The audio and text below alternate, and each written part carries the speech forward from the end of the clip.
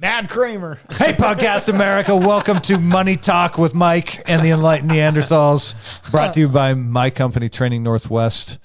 And right now I have my fundamentals carbine class posted for June.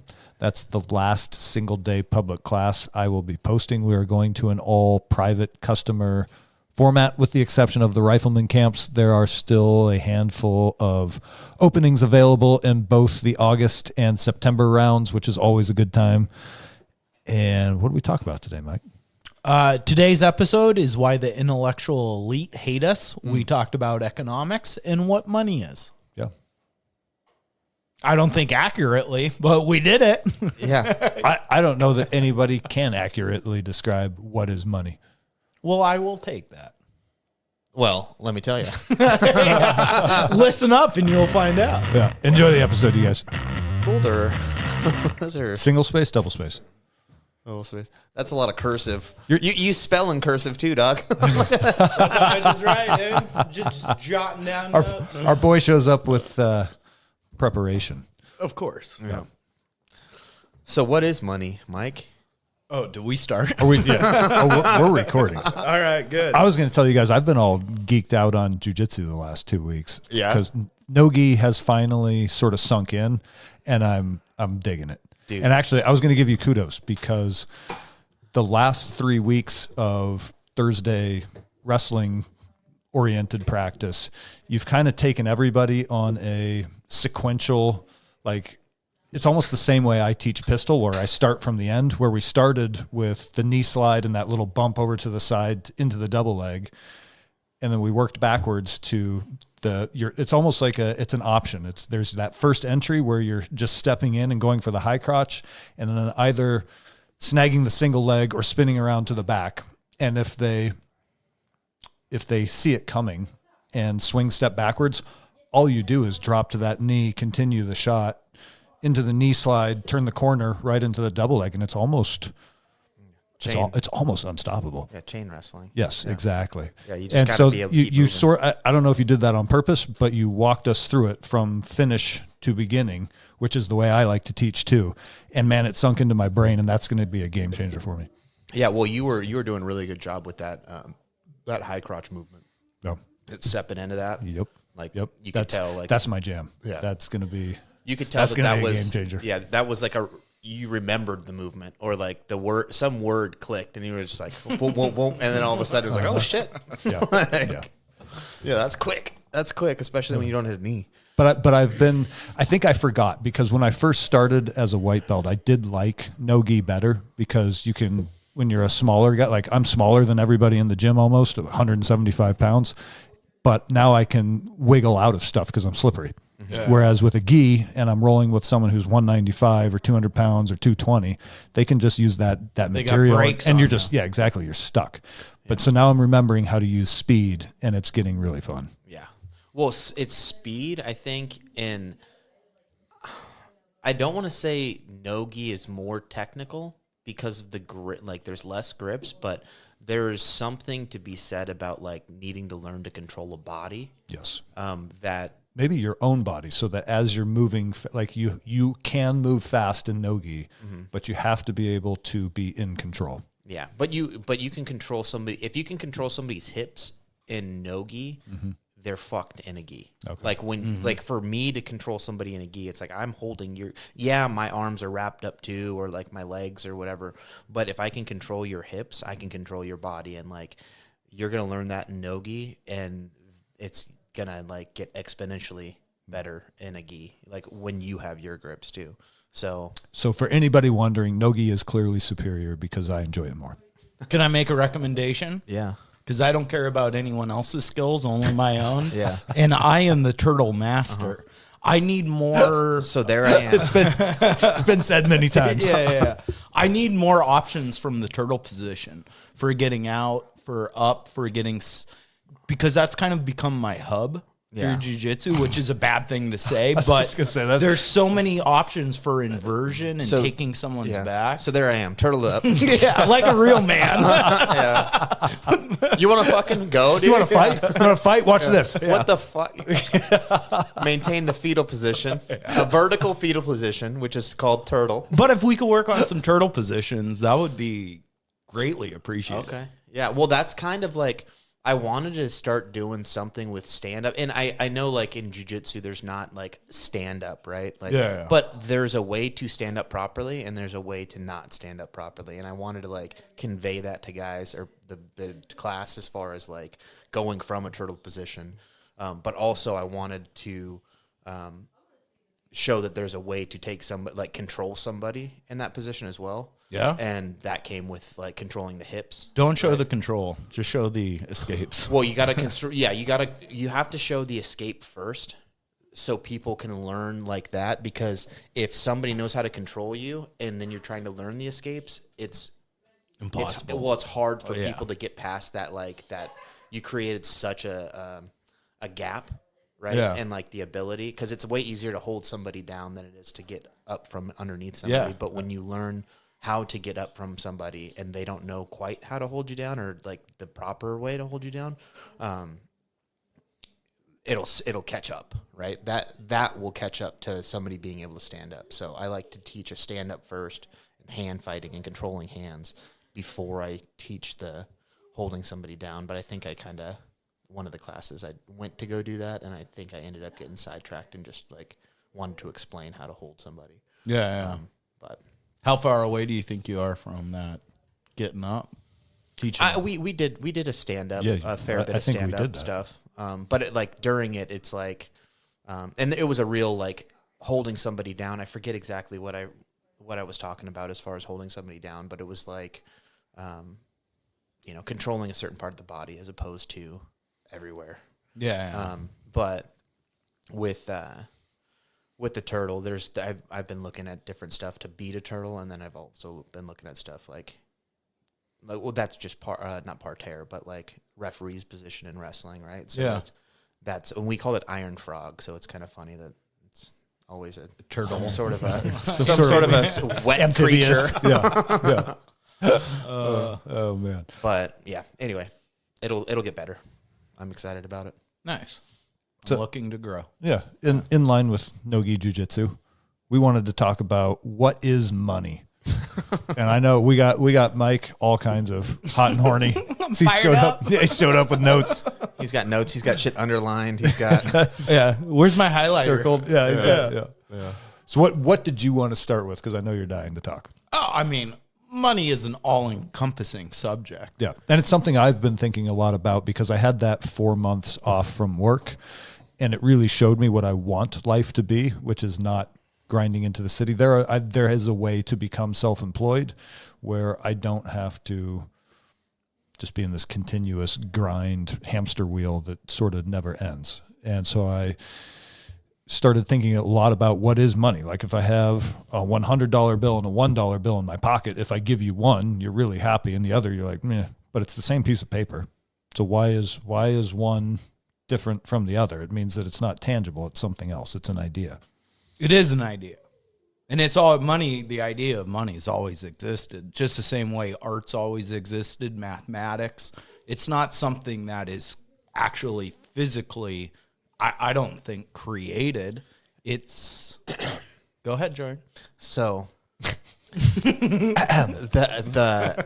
the whole basis of money comes from like the exchange and bartering, and the realization that you can't barter a fucking goat for shoes and have it be equal all the time. So at some point they went from being like everything was a barter system to where you could take your sheep or goat or whatever, your livestock, and you'd go to a town and you'd barter. And then you'd realize like, okay, I need shoes. That's what I want. That's why I'm coming here. But what ends up happening is you go, well, one of my goats is worth far more than a pair of shoes. Yeah. So now I'm going to need to find somebody that A, wants this goat, and B, has shoes and other shit for me. So what happened was guys were going into these places and realizing they needed more stuff. So now all of a sudden they're taking like a bunch of bullshit that they could take down the road and end up trading instead of having just their sheep. Now they had other goods that they could trade back and forth.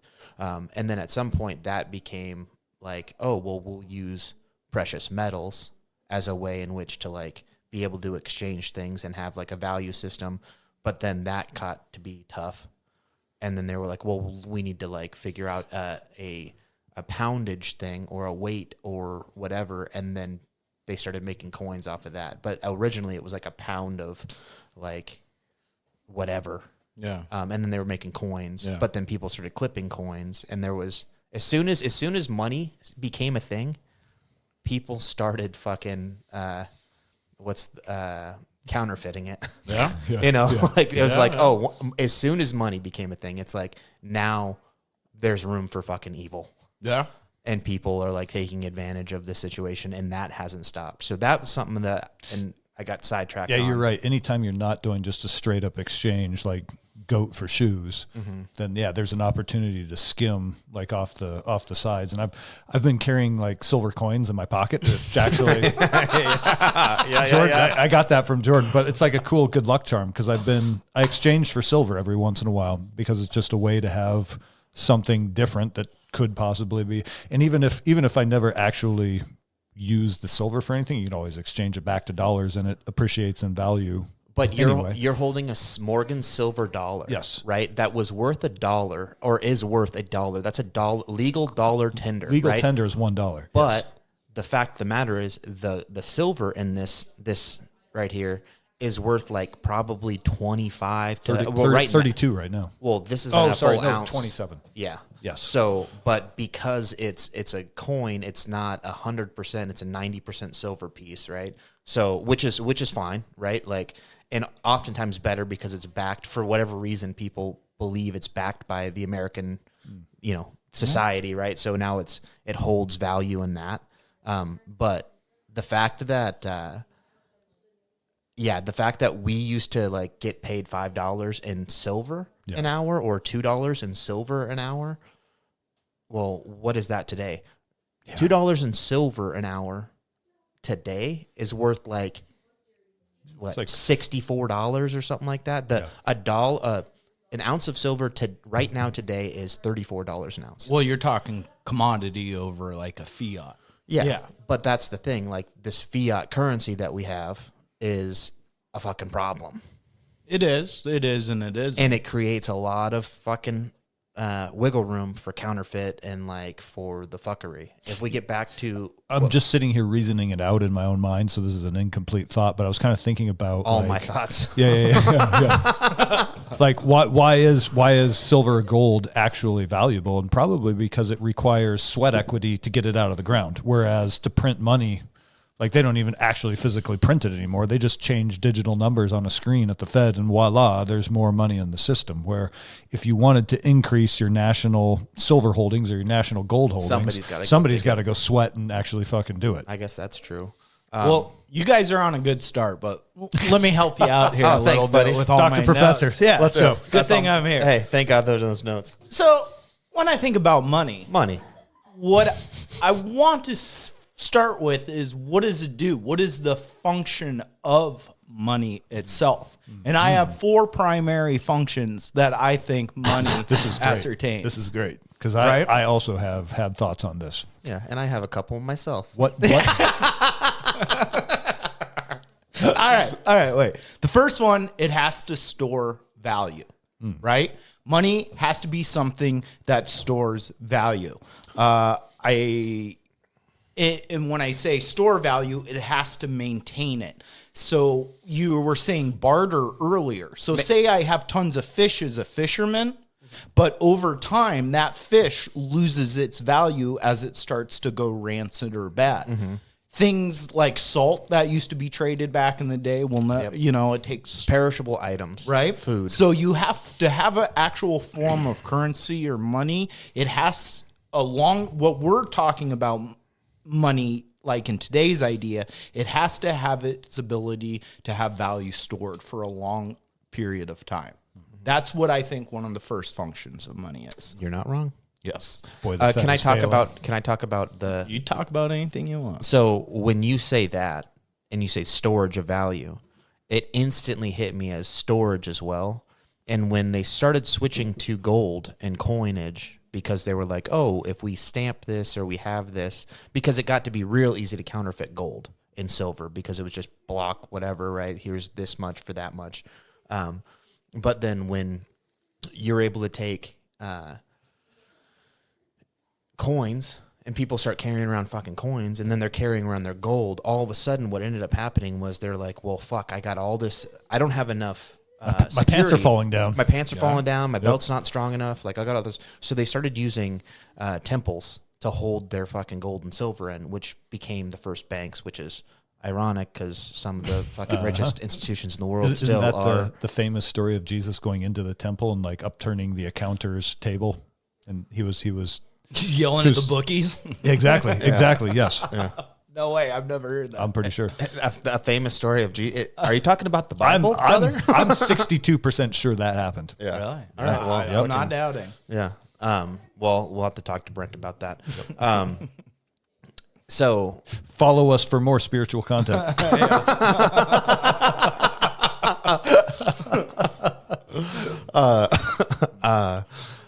anyway, that was so that's what started happening. But then I see like the when you say storage, that's what I started thinking of. And then what happened at that point? They were like, "Well, this is heavy. If now we'll hold on to it and we'll give you this note, this promissory note that Promissory note, says." You have this much, and now that turns into dollar bills, and now we find ourselves in even more fuckery. I wonder if before like dollar bills, if independent businesses were issuing promissory notes, like if you could go, I bet they were. like you could trade a pair of shoes to the butcher for a promissory note that you could then take to the fucking blacksmith and get tools for a promissory note from the butcher that the blacksmith could take back to the butcher and get some meat for. Yeah, or it was the same thing. Like you have this, and it's signed by this guy that says there is this in here, and hold on to it because if somebody comes back with it, I'm going to give it to them. A lot of those notes really seem to take off during the time of maritime. Like as shipping really started to take off, it's like, coins and silver and gold. That probably weighs a gave lot. rise to the So first, you don't wanna like more- international companies that would have been So when you really those that could issue a promissory note that would be like, imagine if you're a British company and you have you have enough influence to issue a promissory note that will be honored in Turkey and China. You know what I mean? So shipping that's significant really took global off. influence Yes. for those The times. shipping really took off. That's when you see note denominations really start to become prevalent on the market. Okay, back to storage. what I've Sorry, seen. Sorry, Mike. Okay, all right. Don't worry, I'm here to help. So that was the first part is storage of value. The second thing, it's a unit of account, right? So what that means, it's divisible. You can break it up. So it's a yardstick of value, right? And I use that as like, so say I want to buy a car, right? Say this car's $20,000. Yeah. Well, that could be 20 iPhones. Yeah. New iPhones is $1,000 a piece. But it's hard to trade Yeah, I need 6 yardsticks iPhones. of value for a car, when you're trading F-150s and I'm trading stickers, right? So we need an economic unit that's divisible and everyone can associate its common value from. So it's a yardstick is my second one. Third, it's a median of exchange, right? Cows. So as that median of exchange, what you used to have in the barter system or what still has value, like a cow, gold, salt, right? It has to have worth something. And that's a term, that's a commodity, right? It's an actual physical unit of something that it represents.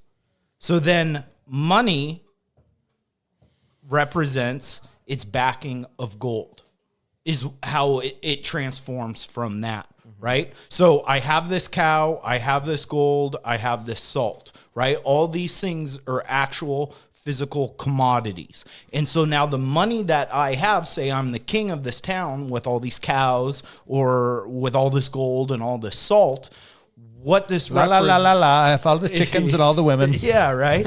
So what now my stamp, my gold coin with my face on it, what that represents is commodities.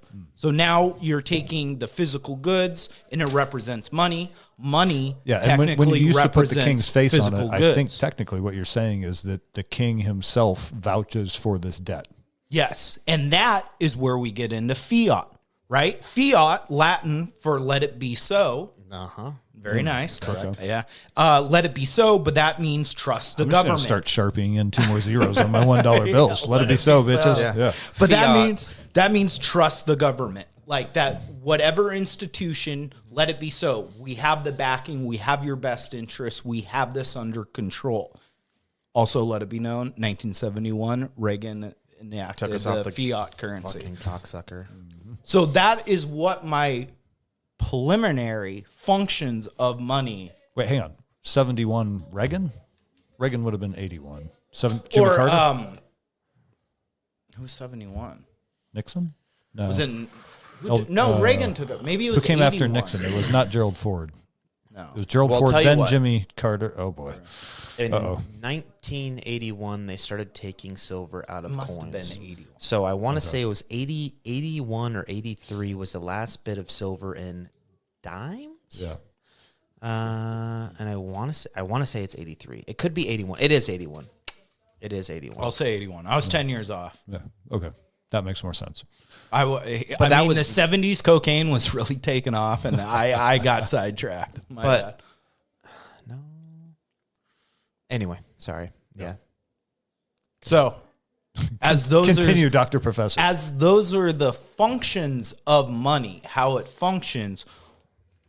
Money, what does it need to be? In my opinion, it needs to be durable, right? That's the problem with certain things of money, like. You mean physically? Yeah. Okay. Yeah, just it needs to be like records have to be able to be passed back and forth. Maybe if there's a fire, like all your cash burns up, but like all your money is also technically stored through the bank. There's records, there's durability, there's proof here. I hope there's durability in our banking system. I feel like we're one blackout away from all that going away. Can you destroy gold? Like you can burn oil. Melt It's it an element. down, but you'll just put it back in its original state. One important thing about elements more is the more you try to destroy them, the purer it gets. They Yeah. refine. And well, think about that. Can't destroy my gold, baby.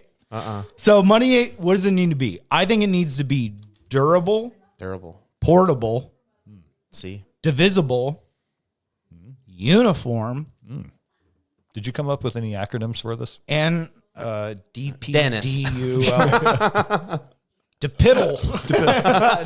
Like I said, You got to work depiddle. on that. It needs to be uniform, and there has to be limited supply, Pediddle? acceptability, which means commonly used.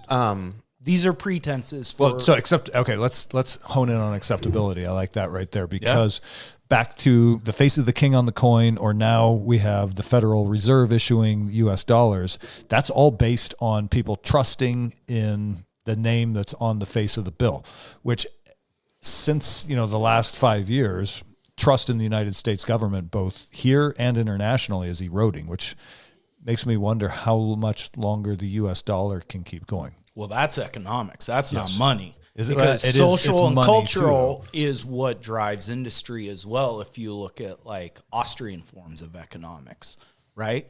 You can have societies fall because of political. Jordan, what do you think about Austrian economics?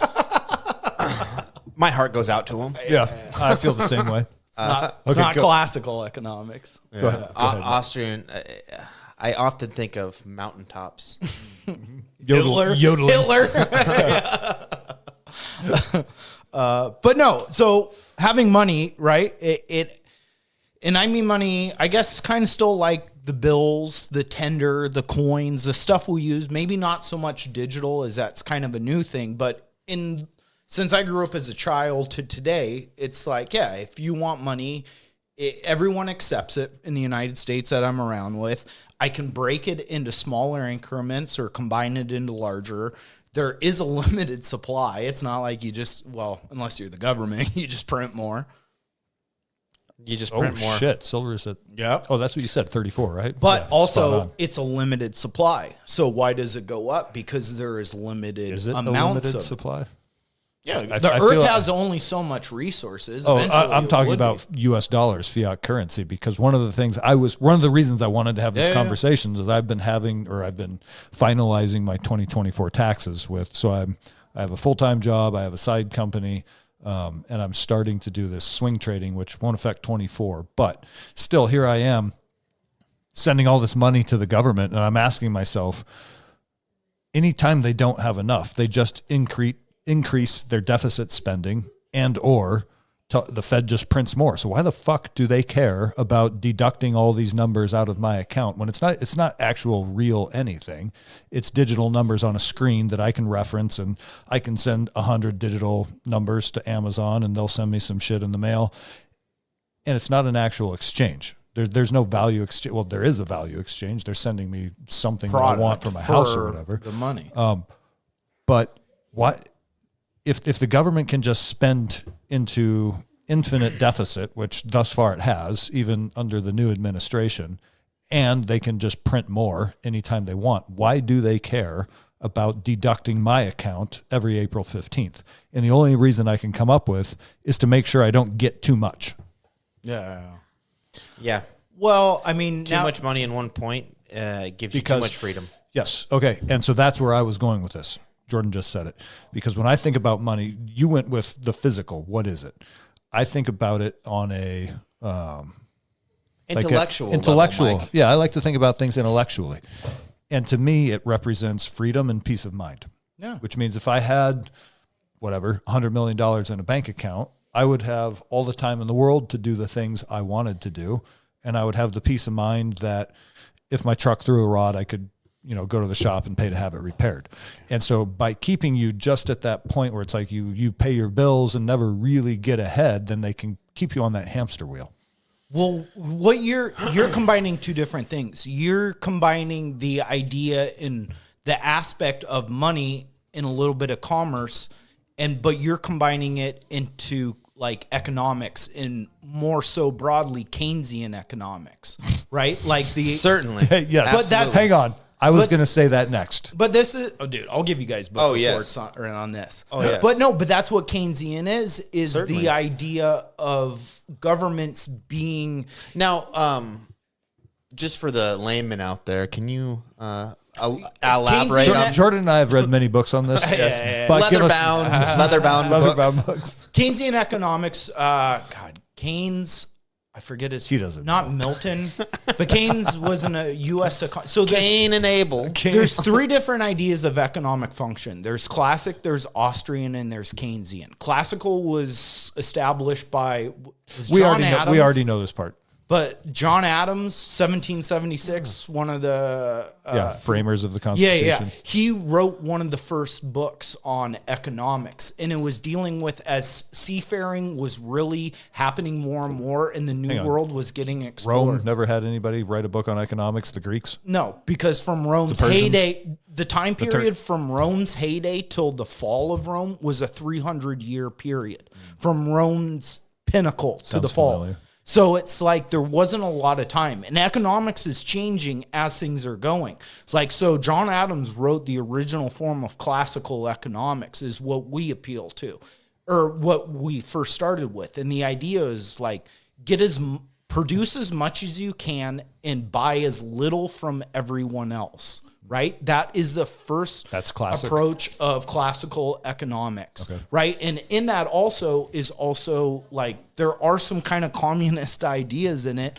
of like wealth distribution, but it's wealth distribution due to job placement, because John Adams gave the example of making a needle, right? I could make a needle and I could go mine all the ore and I could make these molds for casts and I could build a kiln and then I could pour the needle and then I could refine it and I could do marketing. But he's like, that's too much for one person to do. You're never going to make any needles. What we need is a distribution of people doing certain jobs. Some people being just a worker, but then some people that are the worker saving money and building or buying a mine. Tradesmen. Right? So that's their first example of classical economics. Austrian. Does that allows the ability to But that already move existed. up? Well, but that allows the ability Yeah. to move up in class. Yeah. As that happens, Yes. you start at the bottom. You go from like a guy blacksmith and you could potentially be a merchant by the time I mean, the blacksmith is even further down the line. Where it starts is some guy going down the dock mine, labor or right? whatever. Yeah. So it starts there, and then like, okay, I want to build a mine. I'm going to get workers. My Yes. workers are going to do this, and so somebody with means is going to have something they want to do, and the ability to ask people for help in exchange for this value. Yeah. And then when they start doing that, now the next person comes in line, and they go, okay, well, we have this. Now I'm going to make a trade with that person, and then it starts moving further and further and further. And it seems like the people who can oversee it are the ones making the real money, and the people doing it are the people making a little bit of money. But the But idea it also gives the ability to Yes. eventually, if I save, The I ability. can be the person to start this until in classical laws get thrown in there and economics. they fuck I you. was just going to say, until the IRS gets involved. But and then- classical economics knows that, like, if you have a huge class of nobles and everyone else is serf, like these peasants at work, it's like it's unbalanced Bunch of and it's fucking never. surfers out there, but dude. you're never going to be productive because so much is doing everything and another group is doing nothing. Yeah. It's a distribution. Like he said with that needle, what we have to make these, to produce needles is everyone have their own niche. So it's a distribution of responsibilities that creates this. Yeah. And in that idea of this classical economics, it was everyone wants to do better. Yeah. Right? And that was where it separates into Austrian economics. Austrian economics separates because it gets more heady, right? I'm ready for that. Yeah. Well, not everyone's the same, right? And people have different tendencies. So Austrian economics starts to take into account the things like abundance, because back in classical, it was just as the Industrial Revolution was happening. Right? So as an Austrian economics comes into effect, we go from a mentality of I'm never going to have enough to there's going to be more than I can ever have. So a lot of the examples, Milton Friedman, Free to Choose, great book, but he lays the example of like, so we went through this Industrial Revolution and now things are being produced at mass. So instead of having one teapot, now I have two. Yeah. And that gives me value because in case this one breaks, I have a backup. But say we go nuts and we have 20 teapots. So at a certain point, having these things are not giving me like a benefit. It's not making me better down the road. Now I'm burdened and taking in space in my house with collecting teapots. This is where in Austrian economics, you start to get the free market idea. Free to choose. The ability of the consumer, because we have so much, now the consumer has more power than he's ever had. This is where you get economics starting to shift in having the idea of like a middle class. Monopoly. yes, a middle class, but also it's putting philosophy into money. How will people want things? Yes, you can get whatever you want. Now, what will people choose? Austrian economics is very interesting because I do think it puts a lot of philosophy in it. Okay, we already know that. Let's now give the people Keynesian. Keynesian economics is that there's highs and lows. I concur. When you have these different economic structures, that there's going to be highs and lows. The idea of Keynesian economics We're a bit is of that in some Keynesian economics right now. No, because the government gets involved with it. So the government will tax you when very high when times are good, and it will not spend a lot of money. But when times are bad, right? The government doesn't tax you like COVID. Oh, we're going to give you all these rebates. Here's things to stimulate. I don't remember that. Yeah. No. How'd that work out? Trump gave checks. I know. You got Trump checks. You got all. Yeah, but that's the idea of Keynesian economics. Thank God. Instead of having highs and lows, the idea of the government kind of being there to help intervene in these markets. And that's mostly of what government is now. But the problem is, or how a lot of free markets is through Keynesian is when times are good, They're going to tax the fuck out of you. right? But when times are bad, they stop taxing. And they don't stop taxing. Yeah. No, but they start spending. No, they spend just as much as spend they anyway. ever Yeah, have. they continue. But those are the increase their three spending. different forms of economics Interesting. for the most part. I mean, not interesting, I know, but you described it well. Thank you. Yeah. Tell my wife. Tell my accountant. He's making some good points. Danielle's so happy because now this is yet another topic she doesn't have to talk about. This is a bit of Keynesian. I can't wait to say that at H&R Block. Right? I was drinking my coffee. She's like, "You sure are doing a lot of writing." You're like, madman. But that's forms. So what I said that because what you're like, the idea of what is monetary good, what is money, what is value is different in my opinion through how economics work. Value and economics are two different things. And economics really get tied in when you have large masses. To have a society, anything great, it takes a large group. And what works for just the three of us, if we were to go fucking live in the woods, it would be much different compared to if there was 1 million of us trying to live in the woods. But that's the beauty at like, and I think that's where some people like get to go. You can relax. You don't relax in a village, right? You're constantly working, but you're free to do the things that you want to do as long as you're as long as you are being a productive member.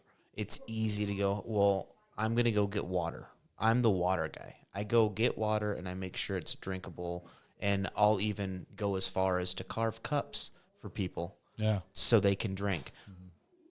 But I need somebody to help me with knives. Yeah, I need an axe maker. I need, so at that point, like, you fill up, and then, like, you're doing it for the group, right? So living for others is, like, and I think that's where, like, a lot of people who start talking about wealth, they kind of start having that mindset of, like, a little bit more, I have this skill, I have this water, I have this thing, and if I give it, I get it. And I'll give it by giving water to everybody who needs it. But eventually what happens is everybody's like, well, what do you need to help get that water? What can we do for you? And that's kind of an underlying thing, I think, in just wealth in general. Yeah. Something I think is important is because cash actually loses its value at like 2.5% per year. One of those investing classes I took while I was off made the point that it's not cash that you want, it's cash flow. So in order for there to be flow, there has to be an outflow, which is tough because I was always taught to save.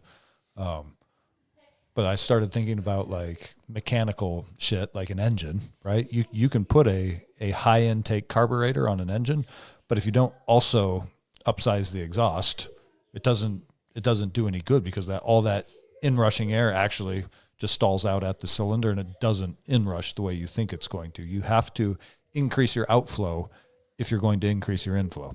Yeah, it has to be a well-balanced system. You need a well-balanced system. So figuring out wealth, I think, is a matter of also figuring out the outflow, but outflow in a way that works for you. Because there's also another important point around money is understanding assets versus liabilities, and that you can spend your money on liabilities only, but that should be like the cherry on top. That's the fun stuff. That's the fun stuff. You also need to have cash outflow into assets. Yeah. So assets being like XR 650s. Yes. TW 200s. 7 PRC rifles. You know what I'm saying? I know what you're thinking. This bad boy is going to appreciate in value here in a few years. These are assets that we are after. And I am willing to exchange goods and or services that's true. to get these things. But that is it's weird when you spend money and you do go for what'd you call it? Not assets, the liabilities. So when you're buying liabilities, fucking A, is it not fun? Yeah. Oh, dude. It is a blast to buy liabilities. Yeah. To spend your energy to get those, because that's what everybody does, and that's what everybody's really like. That's almost the name of the game, and that's the dirty, like, nasty part of money that I don't like. That's like almost. Well, just the assets don't get glorified. Everyone glorifies. I'm going to the river this week, and I'm bringing my jet ski, and I got my Jeep. So what is marketing telling you? Yeah, marketing is buy, but that's because someone else isn't getting rich by, like, your liability is somebody else's asset. Correct. That's the other important point to remember is that whatever is draining money from your account is putting money into somebody else's. But that's where Austrian... And always a little bit of the government. But that's where Austrian economics is kind of interesting. Like, take us all as hunters. Like, freedom to choose, the open market, free choice. But they start to put a little bit of philosophy into economics. We're all hunters here, or want to be hunters. Aspiring. Yeah, we're all aspiring. I'll shoot something if I get an opportunity. But that's what it is. See that dog out there? Yeah, that's right. You could have a Ruger gun, a bolt action Ruger gun that works just or fine. Even a semi-auto. Yeah. But then they're like, hey, we're a gun company. And do you want to feel more connected to Earth? Do you want to feel a connection with the animal? Look at this guy wearing this cowboy hat. Because this bolt action gun is the gun that the true hunters use. Mm-hmm. This camouflage, this Sitka, this Kuyu, this First Light, right? We're playing on your emotions. Oh, yes. So you can see sometimes, too, how money and economics can be used off of feeling. Right? It's all feeling. Everything is feeling. But that's that same thing. It's not about the assets. It's about the adventure. What am I doing now? What do I have? That XR71, that's side by side. Well, that ends up being a situation of like what marketing ends up doing, I think a lot of the time, is very much not for the village, but it's like, hey, look at what everybody else has. The collector, yeah. No, everyone's eating Oreos. And why you should too. Yeah. Look how fucking happy these kids are. Yeah. You know, if you're not feeding your kids Oreos, if you see are they even happy? See how happy these kids are eating, Life cereal. But that is the free market. Said no one ever. All those parents. Kicks, mom approves of them. Yeah. But that is the free market. All those parents have the same choice to buy grapes or grape nuts or just steel cut oatmeal. Mm-hmm. But they choose. What the fuck was the point of grape nuts? To taste like wallpaper. Seriously, was that grape nuts? Yeah, do you remember those? No. They were like little pebbles of like crunchy. They had nothing to do with grapes. I'm thinking corn nuts. You remember corn nuts? Those sons of bitches. Grape nuts were pretty much same consistency. Yeah, exactly. Except you put milk on them and they ate them as cereal. Dude, do you remember? Do you remember when Corn Nuts' slogan was "Bust a nut"? Do you remember that? No. Bust a nut. Grab a bag of corn nuts and bust a nut. You don't You're kidding me. Oh, we're gonna look that up. You don't remember that? Did you like ranch? Well, okay, the blue bag was Cool Ranch. There was a yellow bag was Picante. Yeah. And then the white bag was just salted, right? What was your favorite?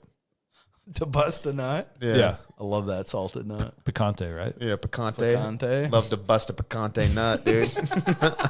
Dios míos. Yeah, dude. I'm about to bust a Cool Ranch nut. Yeah. That was, Those were like a favorite to grab when we were on the road for like football or baseball games. Like on the, so you'd swing through the gas station on the way home. Corn nuts were high on my list of road trip snacks. Yeah, But I mean, these are different economic forms. And I do think it's, But it's interesting to say that because my entire 80s, like, I love pop culture and TV, and for a time that was targeted towards kids. Here's a toy. Here's a still is. Not like it used to be. It's not like it used to be. There was the what is it like? Things were targeted from like 7 to like 14, yes, or something like that. That was like 70% of commercial. Marketers still have their target age groups. It just depends. You're watching different shows. They have their targeted age groups, but if you watch TV during the 80s, Mike's still watching G.I. Joe. Cobra Commander can suck it. Dude. But that time was geared towards like children. And what you're seeing is putting influence on the market. That's not the market dictating it. It's you putting what you want onto the market and it reacting, which is a very interesting form of economics. I think it's also a matter of creating something for people to buy and then creating the programming that tells them to buy it, which is what all of our think like awesome. G.I. Joe and He-Man cartoons were literally an advertisement for the toy. Yeah. And so create the toy, then create the show that makes all the kids want it. And that's the, like, not that that's necessarily evil. That's just a smart idea. It can be. I forgot where I was going with that. But I mean, at the end of the day, it's all feeding off of emotion. Yeah. And that's almost like a predatory thing, I feel like. But people are emotional beings. Yeah, that is where we are unique. Like the classical economics goes off the idea. They don't account for that. They don't. That's where Austrian takes in. And that's where the free market is where that term really starts to get pushed. Yeah. Imagine. And especially in like, Austrian think people like getting into the fields. Oh my God. That's largely where cancel culture comes from, is where emotions get involved in what you do or don't buy. Yeah. And so people go like right now, oh my God, there's a guy at work who is a very, very devout leftist who has been driving a Tesla for many years because he wanted to go green. And now he must be wallowing in self-hate. Because, fuck Elon. But think about what's happening with Tesla across the country right now, where almost had their a entire huge customer base were people who had ascribed to the sort of the climate change ideology, social identity. And now they're stuck with Elon Musk, the owner of the electric vehicle company, is part of the Trump administration. I love it. Oh my God, it's amazing. That's most American car there is right now. I'm pretty sure. Oh shit. Yeah. So been back saying to it money. for years. Yeah. Back to money. So I told you what I thought, what money needs to be, some of the functions. Something I kind of want to say is that I don't think there's never been a huge society that's existed based off of barter. No, it's too clumsy. Yes. Too clunky. And I think it's good to bring that up because I think a lot of people have this same like paradise idea with like humans used to live in Earth and we coexisted and everything was in like abundance and everything was happy. well, because tribes were far apart.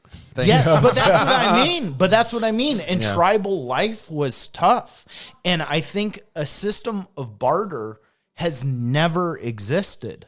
Barter happened, but not in a grand scale. No economy-based system has ever existed just on barter. For barter to happen, it has to have a double coincidence of wants, right? So like you were saying with the goats, I think that's a huge thing to recognize is that barter doesn't fulfill everyone's needs, whereas if the shoemaker already has 2 goats and you're a goat farmer, you're shit out of luck. Yeah, exactly. But that's where that's why when you would have something above your needs, you would trade for something you didn't really care for in hopes that somebody down the road would need it. But then you're at that point now you're a general store. Yeah, and that's exactly what you turned into. Yes. That was kind of turned into your go watch Waterworld. That's a good movie. I think that's a good movie. Fantastic documentary. All right. Let's see. What do I got here? Money always existed. Value always existed. Value always existed. Yeah.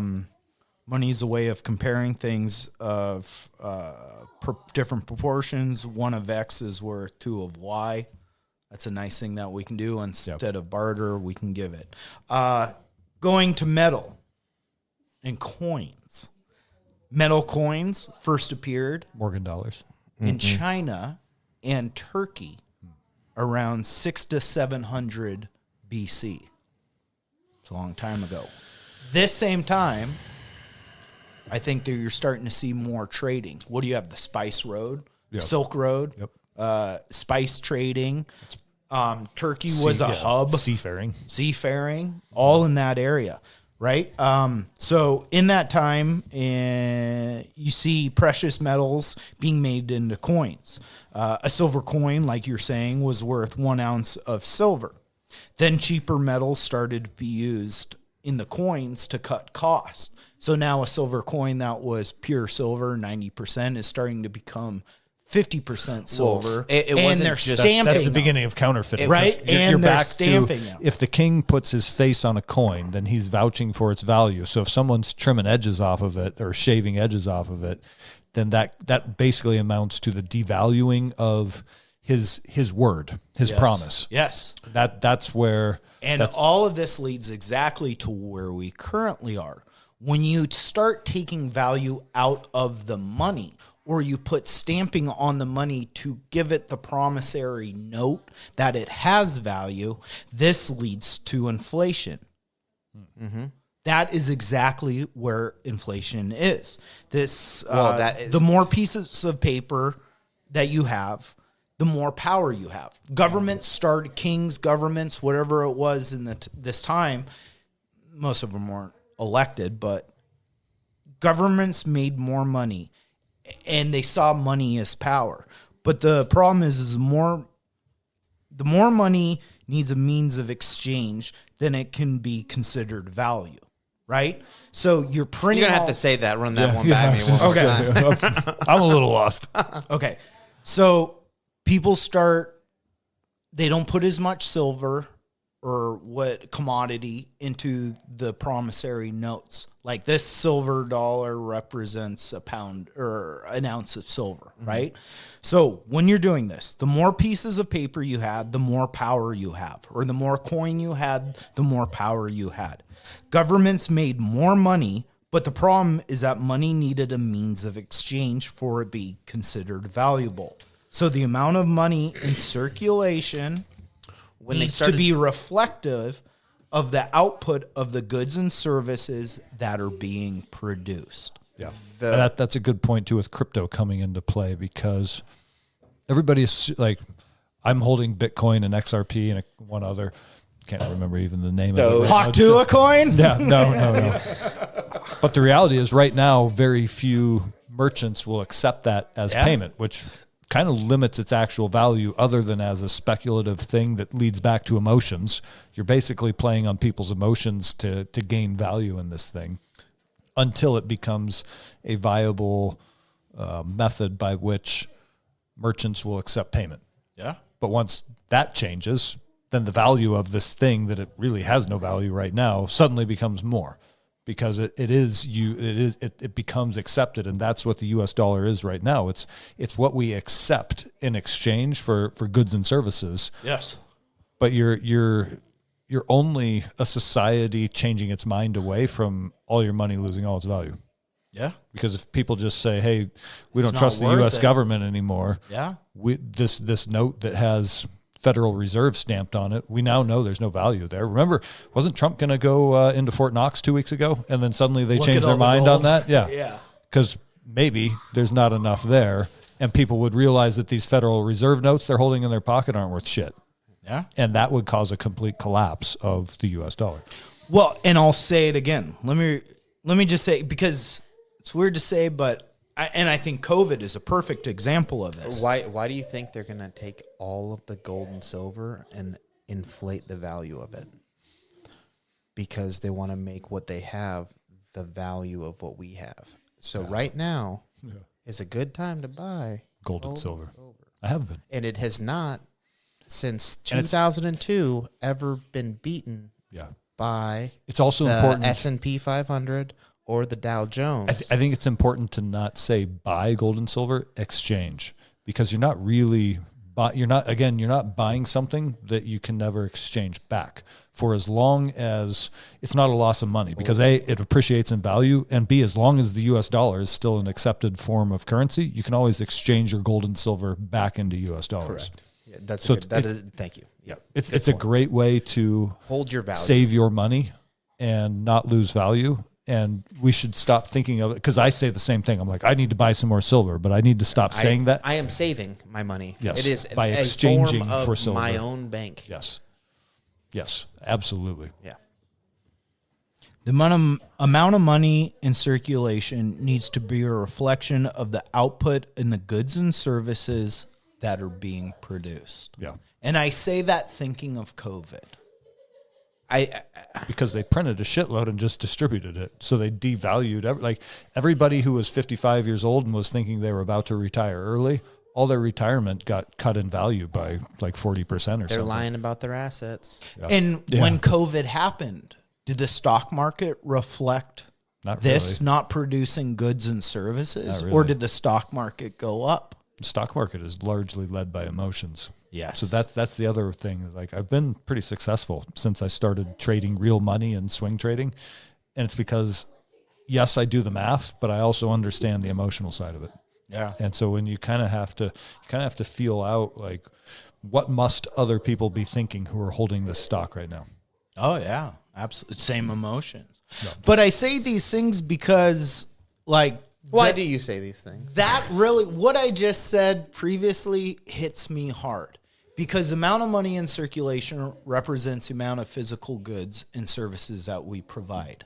And if you look at what the United States has produced in the past and what it produces now, technically, it is far less. A lot of non-tangible services. Yes. And so maybe, but services are still worth isn't monetary the federal government value. the second largest employer in the country? First. Second is healthcare. Oh, okay. So our first largest employer produces nothing of tangible value.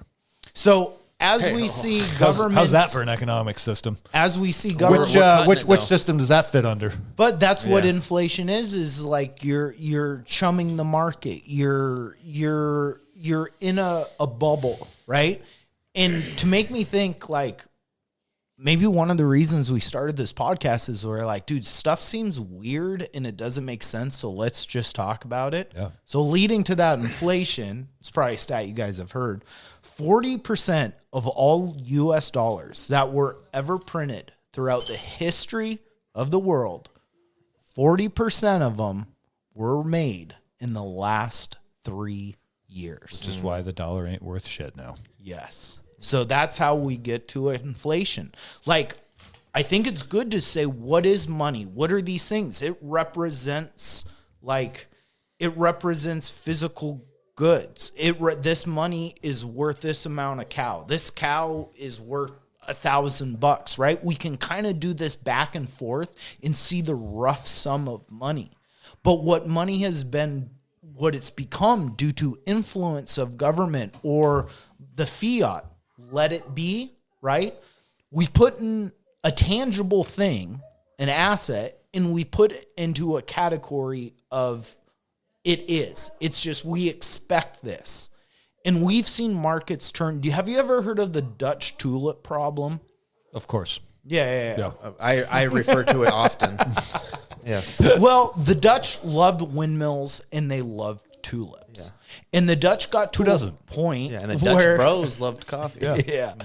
But they got to a point where they would make these tulips that were very rare and like very vibrant of colors. And people from all over the world came there, Holland, all these different countries, to get these tulips. From far off to Holland. Yeah, super far away. But they came there to get these tulips. And The Dutch, they base their economy. Many off people of traveled this. Yes. from as far as next door. Yeah, right down the street. The Dutch are from where? Deutschland. Holland. No, but what was Far and wide they came. far and wide.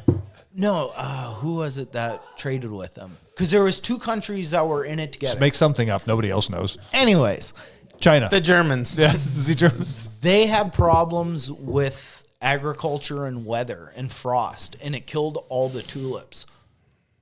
Holland went So into the Turks. a huge recession because no one wanted flowers. Oh. They got over it and none were available.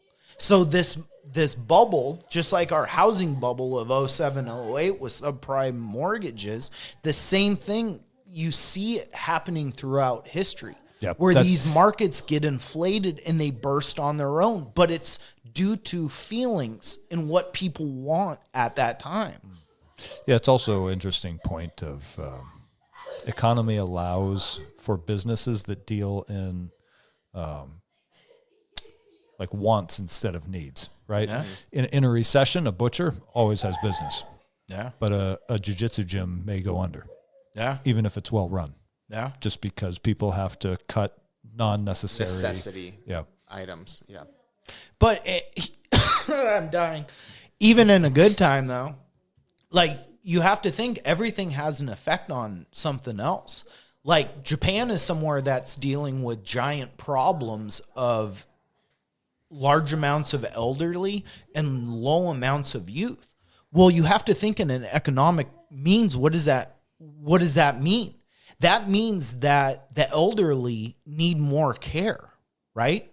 So now we start having to create taxes to help out the elderly. It's harder for younger people to get good jobs, to save, Did the to elderly not plan. save? No, they saved, but there's just too many, right? Well, that therein lies. But then you create another problem. So now this problem of trying to help the elderly and create taxes, well, now we're hurting the youth. And now the youth aren't having children. So now we're making this problem more cyclical. We're actually hurting ourselves trying to help a group than letting it work itself out. Yeah. And that's where you get the free market versus like intervention. I don't know if this is fact checked or not, but I've heard the statistics several times that if you were allowed to keep your Social Security contributions and invest them at like a measly 10% return, you would end up with like 2.3 million by the time you way retired. more. Whereas instead you get this little, you're going to get like a $600 check every month after 30 years of paying into it. And it's when the government gets involved and fraud, waste, and abuse comes into play, whereas if they would just stand out of the way and allow people to save for their own retirement. I think they just made a department for that, though. Yeah, I know. Yeah, you're right. Tesla. Yeah. Let's take a pee break because my back teeth are floating. Okay. Be break. That's what money is. Money is economics. We're back. We are. In silence. Yeah. Well, I mean, I think oftentimes when we start talking about all this stuff, we start talking about what it is to an individual to make money and create value and what that looks like. And oftentimes we wrap it up into the fact of like the village, right? Where it's like, I'm giving value in exchange for money. But I also see everybody, like, I know somebody who is working that mind. The amount of effort they are putting into that far surpasses the amount of effort that somebody else has or is putting into it, the whole operation. And that person is making the most money, you know? And people will say, oh, well, that's because that person, you know, is smarter, or that person, you know, it's like, I don't think it's that. I think it's drive. Yeah, Effort. Yeah, but I mean, at some point, Creativity. you got to go. Yeah, but what about the person in the mine with no money yet? Yeah. Like, they could be super creative, super driven, all the things, right? But like at some point, yeah, they're going to have to just kind of bite on and Yeah, wait you have till to have they a starting point. they save and like get to the Yeah, point. you have to and be then in the once you game. get to that, like you start moving forward. But I guess what I'm saying is like you don't have to be the hardest working to make the most. No. You just have to be willing to figure out what it is you need to do to get to that I point. think, I mean, not hardworking, yes. There's ways to scam and skim. I'm talking about physical, like Yeah. But I mean, no matter what you do, even if you're not the physical laborer, you're organizing, and I'm getting all these guys to work for me. I have a buddy that has a construction company, and he doesn't put a hand on a hammer, right? He just manages everyone. but he's and moving from the day he fucking this wakes fucker up. got shingles in his 30s. That is something From stress. Yes. So I was just going to say the same thing, which is that I'm now a general foreman at work, which I don't work very hard anymore. However, I carry all of the stress and responsibility of the project, and that's a completely different animal that you don't think about when you're the guy out in the field with the tools and you see the foreman sitting in the office with a cup of coffee, and you're like, "Fuck, that looks really nice," compared to being out here on the deck in the rain. Until you're sitting in there, and you're running exactly, and you're like, "Man, it was sure nice to just be out on the decks with swinging a hammer and turning screwdrivers without a care in the world." Yeah. Just get it done. Yeah, and that's I guess that's like the point, right? Like you can start at any level and you work your way up into where you want to be. And that's kind of what that the first or the second economic stuff you were talking about kind of allows for. So you guys, Nathan actually took the recycling can down and back up. I fucking love him. So funny. Sorry, I distracted us. Yeah, I think you can take it as far or not as far as you want to. I mean, that's kind of the purpose of it. Give him an attaboy. Yeah. Do you feel stronger? That's right. Hey, yeah, goddamn. you're the man. Go ahead, Mike. Yeah, but I think that's what it is. It's like that kind of is like you can go as far or not as far as you want to. Like, but given the opportunity, and that's what I think that a lot of people complain about what our situation is and what our current Americans, right? We're currently in this situation, and I complain about it too. But the fact of the matter is we're also not in a situation where we can't. We have the thumbs on me equally as it does on you and Tobin and fucking uber successful people, right? And people get upset about that, like, and they don't understand because they're not in that person's shoes, right? Like some people are born into wealth and they get just everything given to them, and it's like, fuck that motherfucker. It's like they got their own problems. Yeah, like their problems equal as much as yours do, I'm sure. Yeah. Right? Like just in different ways. Yeah. We could all be dealing with, the backlash of our cocaine and hooker problem, just like our boy Hunter. God, I wish. Yeah, I know. So, but we don't have to. We get to hide that problem. Never say never. And nobody cares about it. Yeah. The last time I saw a post of your cocaine and hooker problem, Mike, was like years ago. Yeah, at least. And it was only like, there was only like 20 likes and shares. But that is an interesting thing about money too. It's like, not only does it provide, like, it's this stable or this backing that the entire world, how everything works, is based off of. And if it's that intense, it makes people do nutty things. I mean, people are willing to kill for it. Kill, fuck, lie, cheat, degrade themselves, steal, violate their own morals. We're back to that conversation I had with the sheriff's deputy when he pulled me over and I didn't have registration because my tabs are 4 years expired. And he said, personally, I agree with you, but at some point I'm going to have to do my job.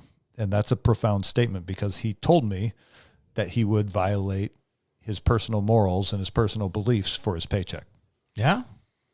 And money itself, I've referred to that interaction so many times now. Have you? Yeah, It's 'cause it's a fucking profound statement. Yeah, yeah. And that shows you that's one of the problems that COVID showed us, is that our police officers are, and I don't want to pick on them specifically, they are so programmed, but so is most of society. But specifically, police officers are so programmed to follow what they're told to maintain their pension, maintain their health insurance, that they will violate their personal morals to quote unquote, hey man, I'm just doing my job. Yeah. Well, I think police officers stand out because they're the first. Yes, they're the ones we are going to deal with Yeah. when we don't like the rules that are being handed down. Yeah. And they're the ones who have to, and it is a unique position because they need to be, they should all be thinking about this ahead of time. What do you do? What do you do when you're given an order that violates your personal morals?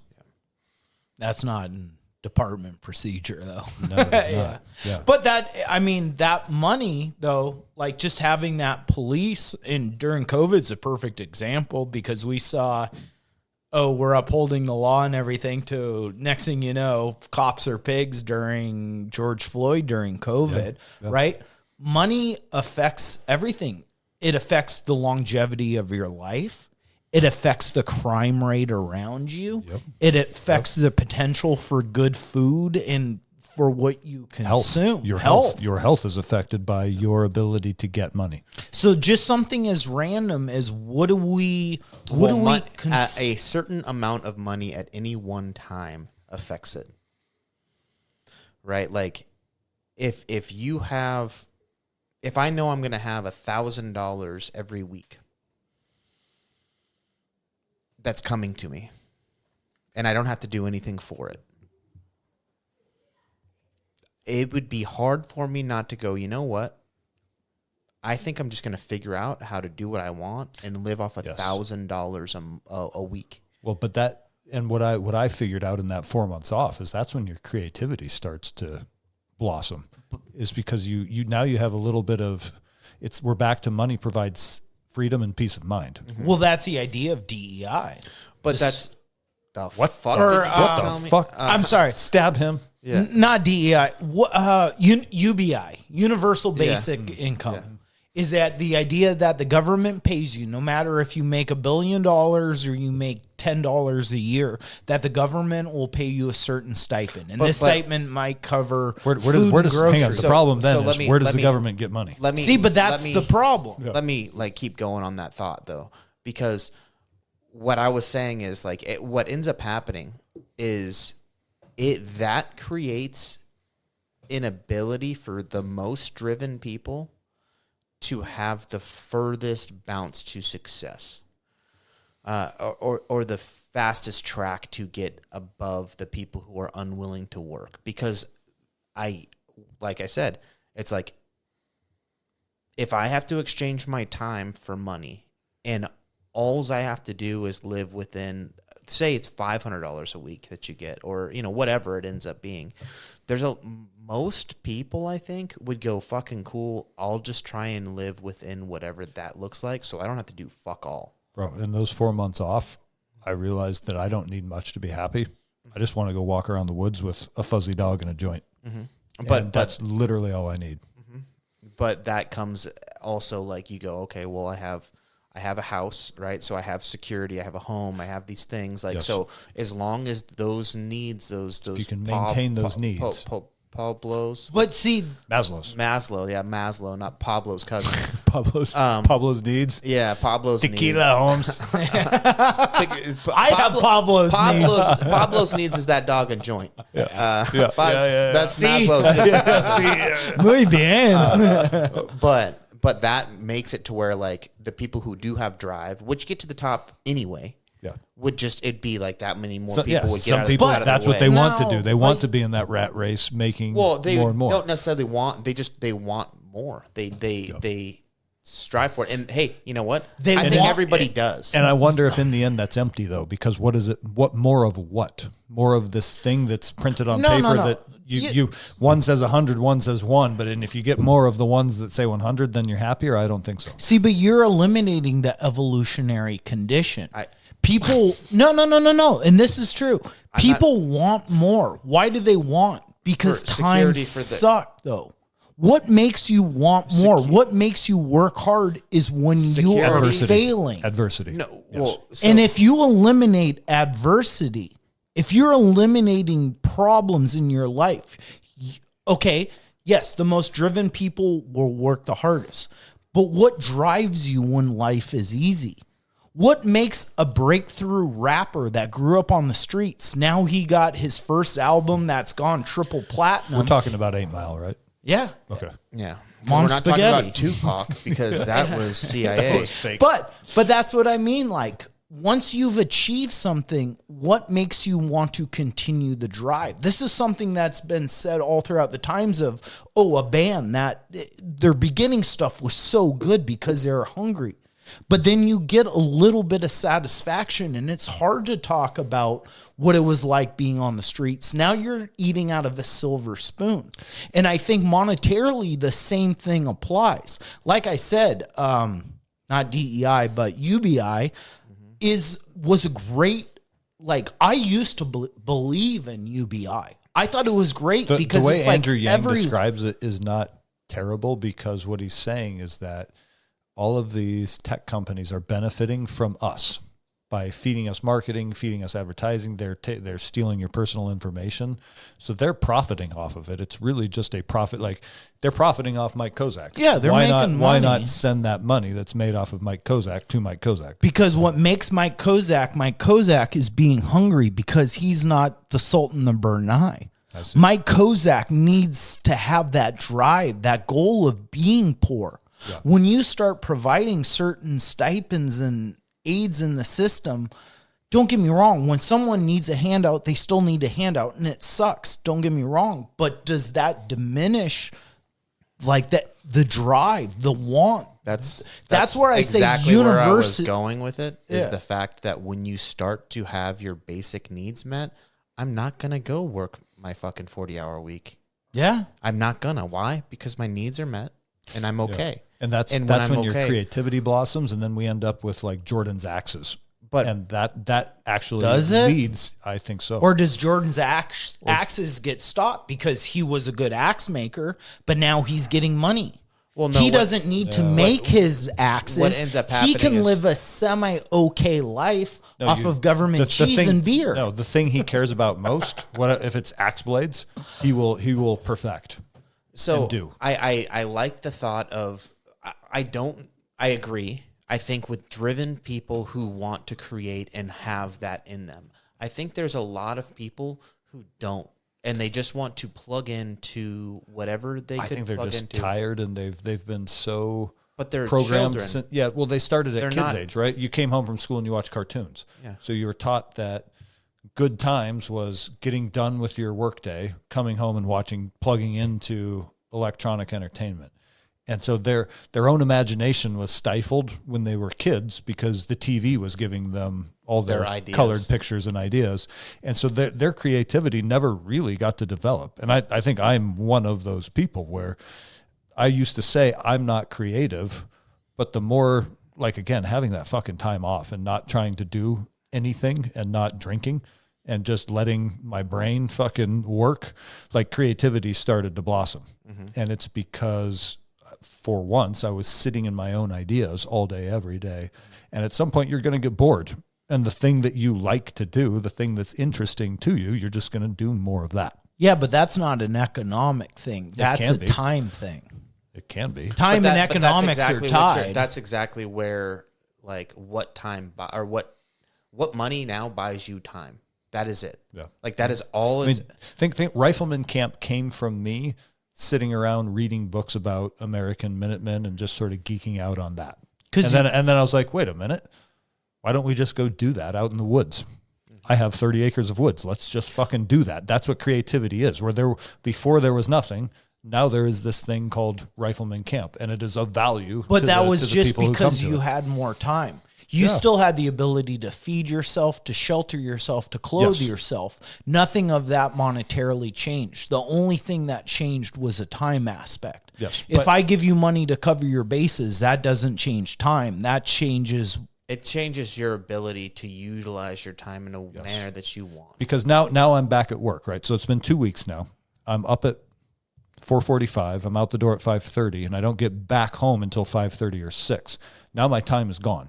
It's Time all is gone, utilized. but monetarily So all hasn't these changed.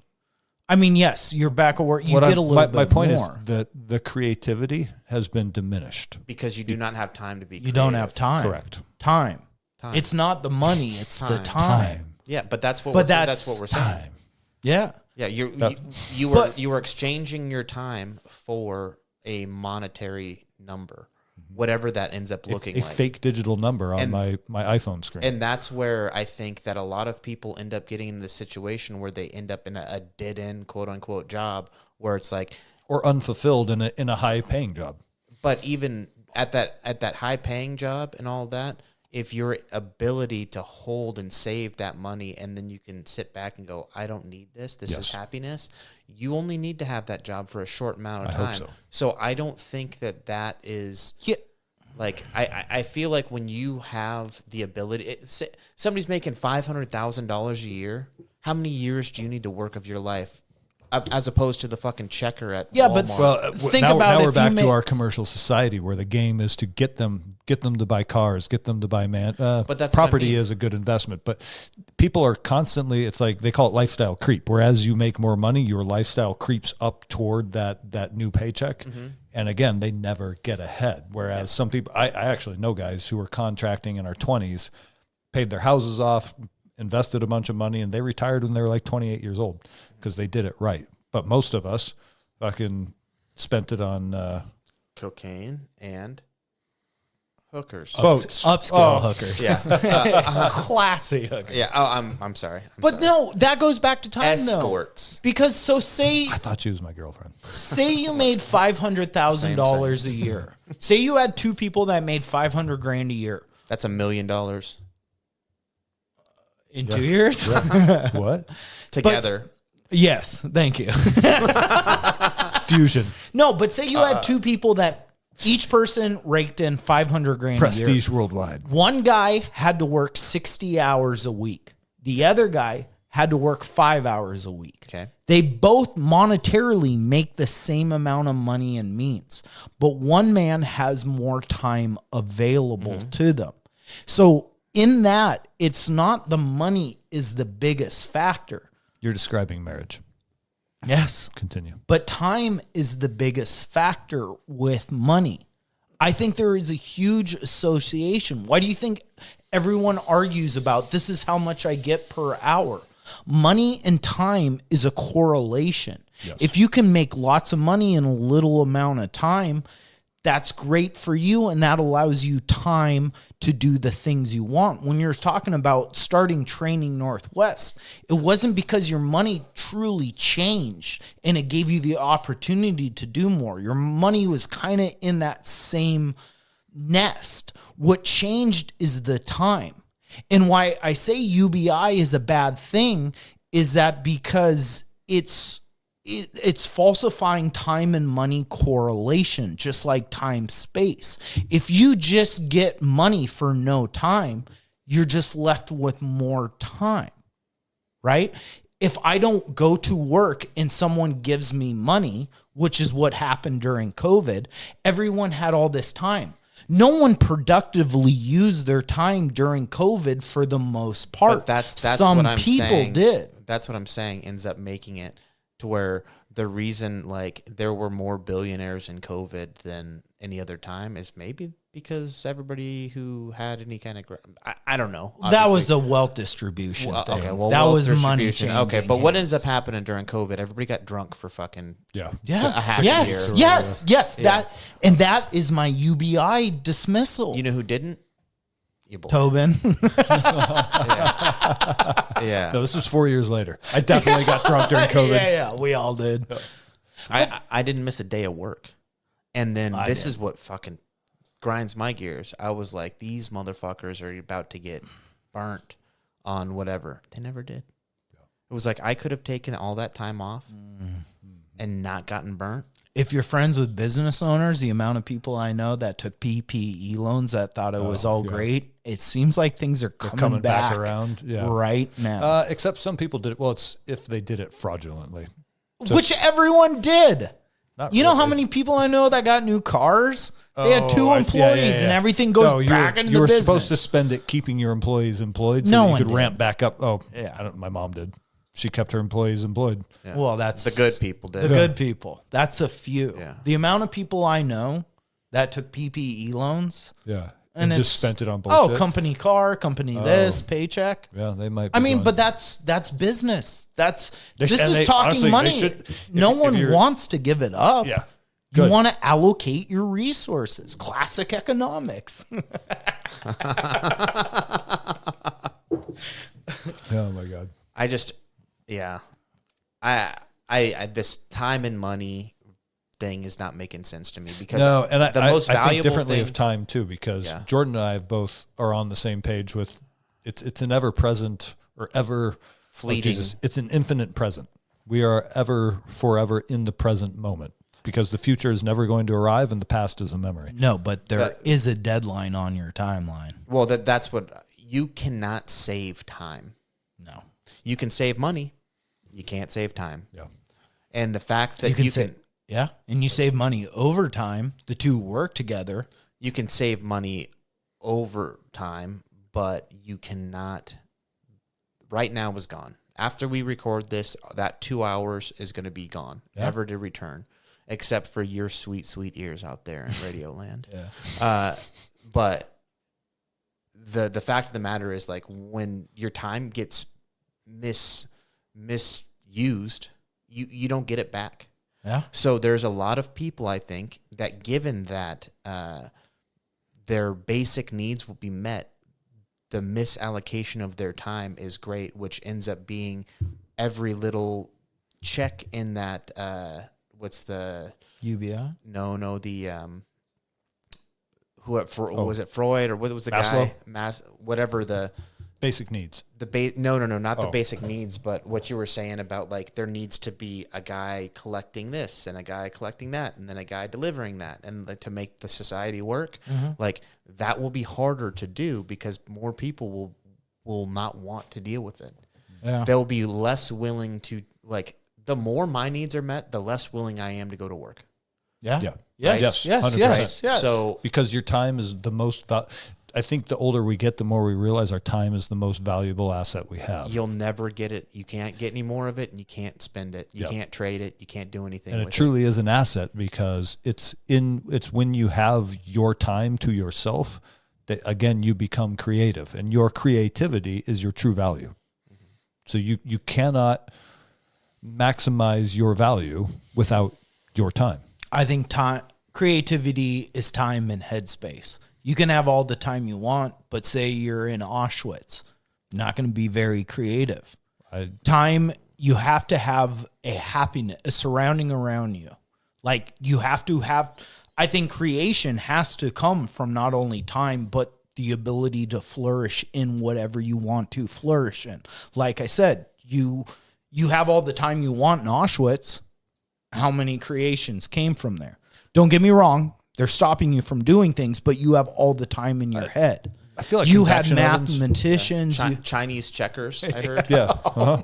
Convection ovens and Chinese checkers. Oh no! Oh Also, no! also journaling. Yeah, a lot. And Frank. Yeah.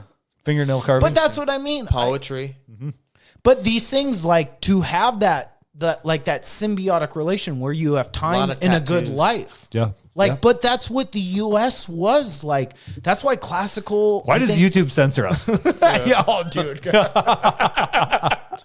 But that's why I think like classical economics was a unique thing to the United States. That's what a lot of economics is how do I take these untapped resources and use them to this society's benefit? That's all economics is taking things that are foreign and not like someone that wanted to develop. They would see this area as a great resource. We see it as a sanctuary. Yeah. But what do I have? I have water. Yep. I have lumber. Timber. I have minerals. These are all the Sexy stud men. yeah. These are all the things I need to have a society to flourish. Not only do I have the time, but I have the resources and the ability and external pressures. Let me tell you a story. Yeah. There was a man who went to South America, Paul Bunyan. and he visited a village. And he went to this village and was just kind of there and saw that there was a guy fishing. And then he went and asked the guy, "Hey, can you take me fishing? Do you have time to take me fishing?" And he was like, "Sure." He was like, they started talking. He was like, "What do you do?" And he was like, "Well, I wake up in the morning with my wife and family, and we eat, and then I come out here and I fish, and I catch fish, and then later that evening we get together and we eat and cook over the fire and fish, and yeah, do it again the next day. Sing songs. Yeah. Sing songs and live." And then the guy who came to the village was like, "Well, I'll pay you if you take me fishing." And he said, "Okay, cool." So he goes out fishing and they pay him. He was like, "You know what you need to do is like, people can come and pay you to fish, and then you don't have to fish anymore. You don't have to work to get your food like this. You can people will come and they'll pay you, and then you save that money and you can get another boat and then have somebody else take the next guy out, and then you can start this charter company and people will work for you, and then." If you work really hard to build this, then you don't have to fish anymore, or you don't have to work anymore to provide for your family. Like, people will do it for you. And he was like, "Okay, well then, when I do all that and work hard and build this company, like, then what should I do?" He was like, "Well, then you can just spend time with your family and like go fishing." Yeah. Yeah. Like, What you do every day. Yeah. But that was kind of the thought of it, is just like, well, if you live simply, I and think you that wanna- gets into deeper, like, philosophical thoughts of what is my purpose with my time on this earth. I have to do something. I have to work. And that's where people are like building relationships and building relationships, but do something of passion. Well, do like something. growing up, my parents are like, "You might not like this, but it makes you money." That's what I do. That's the childhood I came from, which is that, no, forget about what makes you happy. You have to get out there and grind and make it work. And don't get me wrong, my job doesn't bring me tremendous joy where it's like I'm leaping over it, but it's like I worked for someone, I created my own business. I started working for someone else, but I'm working for someone else in the eyes of, I kind of like doing what I do. I do like the artistic ability and creating cool things. I've tried to pair my life a little bit with commerce and what I see as a path forward through happiness. And just like you're saying on that story, it's like, well, what's the point of life? And this is where I go with, I think economics and evolution, I think everything's related, but I do think those two are related in the way it's like you have to have problems. You have to have a goal to solve. The purpose of a plentiful and a driven life is to have goals. And if I'm not physically or mentally immersed in what I'm doing, I don't have goals in this. Right? So part of life is like, yes, as much as it sucks, going to work is the grind. I need to find a little stimulation and benefit out of it. Happiness and money, I do think, can have a correlation. Now, you can be totally money driven and you seem like an unhappy person, or you can live on a commune and be completely You can happy. get peace of mind and safety from money. Yeah. That's like a pre-requirement of happiness. Yeah. I guess, is that peace of mind. Something that engages, but it's that same thing, that drive of evolution. I enjoy what I do. Well, maybe I could do this to be better. If they just paid me and they're like, "Hey, don't worry about innovation or being better." And actually, it's a good point, which is that I don't dislike my job. I actually like my job. Yeah, what I do. dislike is 3 hours a day in the car. And the reality is, well, that's the reality, is that we live in a society now where nobody can afford to live where they work. Yeah. And so we are stuck with that. So it's That's why you need to buy a nicer truck. yeah, that's right. Yeah. If you had these upgraded leather seats. Shit. lost my train of thought. Stuck in the grind of doing it. Yes. It's not the doing it. I enjoy what I do. There's also like, it gets unreasonable too. Like, for example, this project that we're on has a schedule that seems ambitious, beyond ambitious. And we'll see if it actually shakes out. And thank God this time around, like my mindset has completely changed to where like, I don't give a fuck. Like, you're going to get full effort from me while I'm on site. But if the job falls flat on its ass, it's not because I'm not trying. It's because it was poorly planned. Yeah. And in years past, I wouldn't have had that attitude. I would have internalized it more. Take it on yourself. Yeah. But I mean, that's part of it. It's like you're finding financial freedom, but it's like at what sacrifices. Certain things mimic, I think, what evolution is. Yeah. If you were just paid and you didn't have to do shit, you would probably put no extra effort into your job. Yeah. Yep. And it's truly a 12-hour day, door to door, which leaves very little time for anything else. Yeah. And so that stifles creativity, and that's what bothers me. Well, dude, because there are other things I want to do in my life other than electrical construction. Yeah. And I'd be very happy if I could do it 3 days a week and have 4 days a week to put time, intention, and attention into the other things I care about. But the way the system is designed, you get 2 days off just to reset to go again, Monday through Friday, and it's not enough time. Well, and that's part of the thing. Which, once again, I think is by design. But that's part of the thing of what was money? What are the characteristics of money that I started with? And I said it's a limited resource. Mm-hmm. What you do is it's rare. Not everyone can just go manage these crews. I know. And that's part of the like what creates this culture and this money and this ability is having people that excel at rare things that they put a lot of time into. Yes. But I think we now create an unreasonable demand for people's time where we expect them. We're this industrial grind that expects you to basically dedicate your life to that. Yeah. And give you just enough. Like I said, the weekend isn't really meant for you.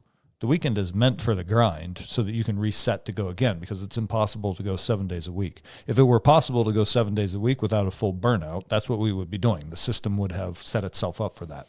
And sort of the titans of industry would have set it up for that. What they realized is that nobody can go 7 days a week. What's the minimum amount we can give them off so that they can reset themselves to go again? 2 days? Does that work? Is that enough? Yeah, you can clean your house, do a few chores, go grocery shopping, sleep in a little bit, and then go again. But the beauty of what's created is through the masses. Like, think of an ant colony. And a couple ants by themselves are kind of boring. Sure, they'll maybe move your apple core or, they'll cut up a bunch of leaves. They're boring at all. They can battle each other until you shove a bunch of black cats down their holes and light them off. But that's what I mean. They do things fantastic as themselves, and it's like, okay, that's kind of cool.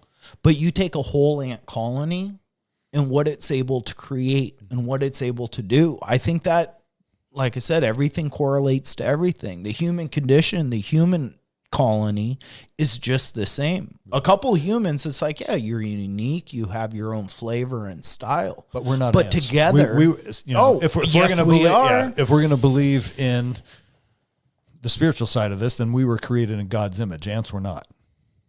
So we are here to be creators. Yeah, but ants are here to be automatons, and I don't want to be an army ant, like a soldier in a row. You might not want to be, but together as a collective, you are far more powerful than an individual. I don't think ants have free will. Maybe they don't, but together, isn't that the whole Bug's Life movie? Is one ant develops free will and it fucks the whole system up? Shit, don't tell the ants. But that's what I mean, like. Collectively, human beings are incredible, capable creatures that can change the scape around them, whether it's physically or emotionally. And the same thing is true with an ant or anything else that works in a pack or a hierarchy based. Individual, we're not very effective, but collectively, we are this incredible creature in this incredible system, in this hybrid. And the same thing that applies to us working as a group. One group of humans can, like a couple humans can maybe make a hut. Yeah, I think in a voluntary system, we're almost not voluntary anymore. Like the conditions of our life. A couple of them make a hut so they can sleep. A lot of them make a hotel so they can go make money to go back to their fucking huts. To go back to the hut. Yeah, but they all sleep in that hotel. It just... What is this, the Bates? Yeah. I don't know. And people are the same way. Like, think of the same idea of like a Tesla. Like a couple hundred years ago, there's only 2 billion people. The ability to have a Tesla be produced a couple hundred years ago, or just say with 2 billion people, is far less than having 8 billion. You're going to get an Elon. You're going to get one of these. And that's the same thing of evolution, randomness, chance. Due to numbers, we have this ability to have something that develops fangs or poison, like a snake, due to vast amount of numbers. I think there's a correlation between evolution and money and society. All these things play off of each other just the same way. All these different forms of economics started due to trade. All right. Well, now we got trade and we understand that. But now we get Austrian economics. And now we're taking philosophy and trade. And now we get our newest form of economics, and we're taking philosophy, we're taking trade, and we're taking government. I think this idea of money and structure is continually, yes, well, please, but it's continually growing.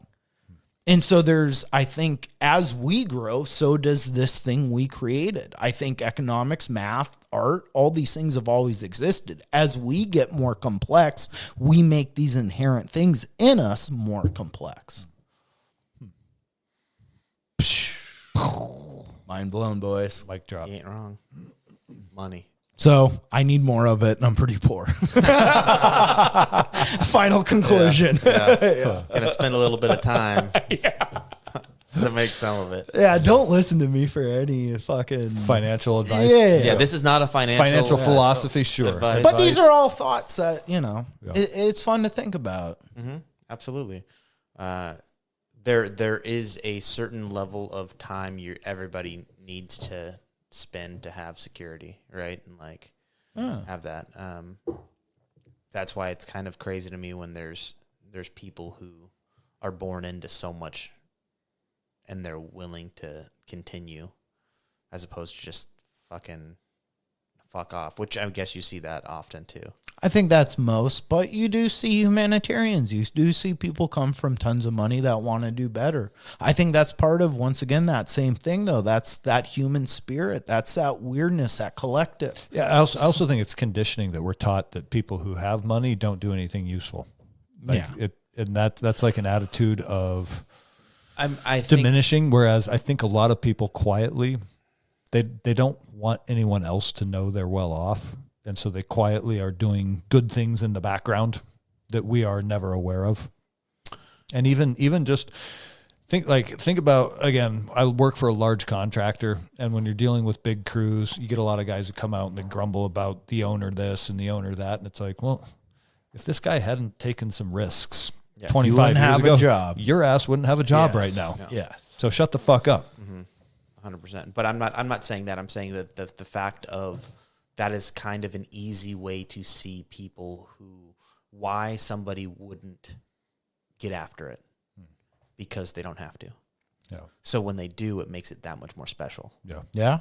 Yeah. So it's a shooting star kind of. Yeah.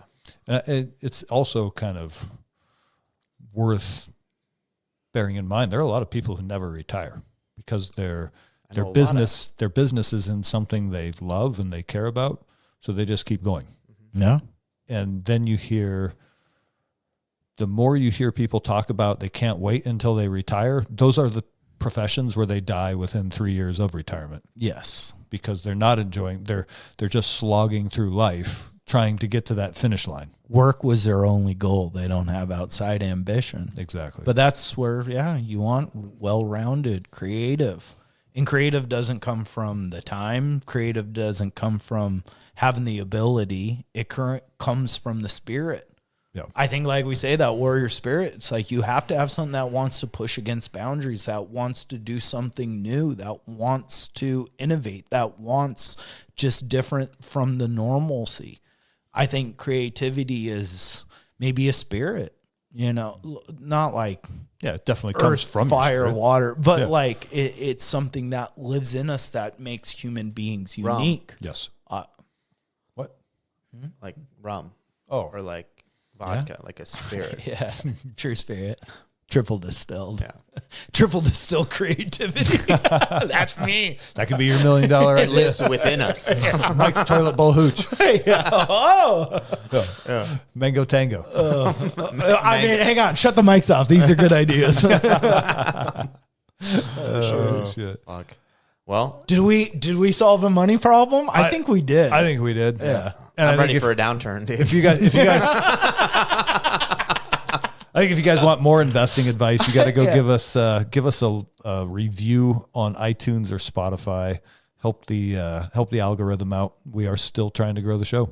It's a long We're burn. throttled. It's a slow burn. we're shadow YouTube is censoring us. The world hates us on social medias because we Allowed me to take care of it. Sorry, boys. there it is. All right. Good night, everybody.